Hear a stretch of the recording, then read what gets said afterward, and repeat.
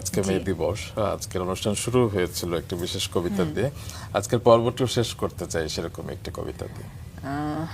হ্যাঁ, এবার অবশ্য আমি আমার নিজের কবিতা দিয়ে শেষ করার তেমনটা ভাবছি, কি বলেন আপনারা? অবশ্যই, চমৎকার। কেন নয়। তো যে কবিতাটা আমি পড়বো বলে ভেবে এসেছি, তো সেই কবিতাটার সময়কালটা, মানে কিভাবে কবিতাটা আমি রচনা করেছিলাম সেই সময়টা একটু একটু বলি। সেটা আশুলিয়া একটা গার্মেন্টস ছিল না, তাজরিন গার্মেন্টস, সেখানে একবার আগুন লেগেছিল একদম সব ভিতরে, কিন্তু সবাই মানে পুড়ে গিয়েছিল সব শ্রমিকরা। তখন মানে খুব কষ্ট হচ্ছিল আমার, মানে সেই কষ্ট থেকেই আসলে এই কবিতাটা লেখা। আচ্ছা, যে আসলে কারখানা যারা নির্মাণ করে, যারা মালিক, তারা আসলে মুনাফা ছাড়া আর কিছুই ভাবে না। যাদের মাধ্যমে সে মানে মুনাফাটা অর্জন করছে তাদের নিরাপত্তার কথা আসলে ভাবে না, মানে অসততা যেটা বলা হয় আর কি, সে অসৎভাবে শুধু টাকা উপার্জনের কথাটাই ভাবে। এরকম একটা ভাবনা, মানে আসলে তো কবিরা কি হয়, সমসাময়িক ভাবনাগুলো তাকে এক ধরনের আলোড়িত করে। হ্যাঁ, সেখান থেকেই তার লেখাটা হয়। আমি এখন যে কবিতাটা পড়বো, কবিতাটার নাম হচ্ছে মানুষের কারখানা।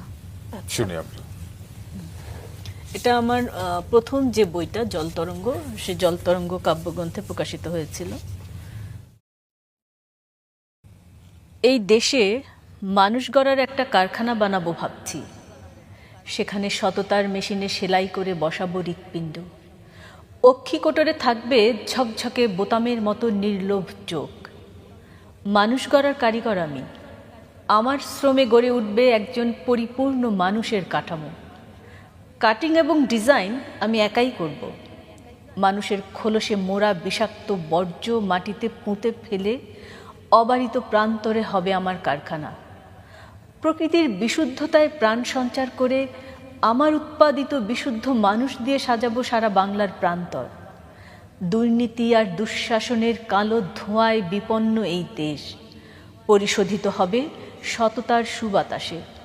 গড়ে তুলব আমার সোনার বাংলাদেশ, আমার জন্মভূমি, প্রিয় মাতৃভূমি। অতপর রাজনীতির ঘুণে ধরা কলিজা উপড়ে ফেলে ওড়াবো বিজয় কেতন এই বাংলাদেশে।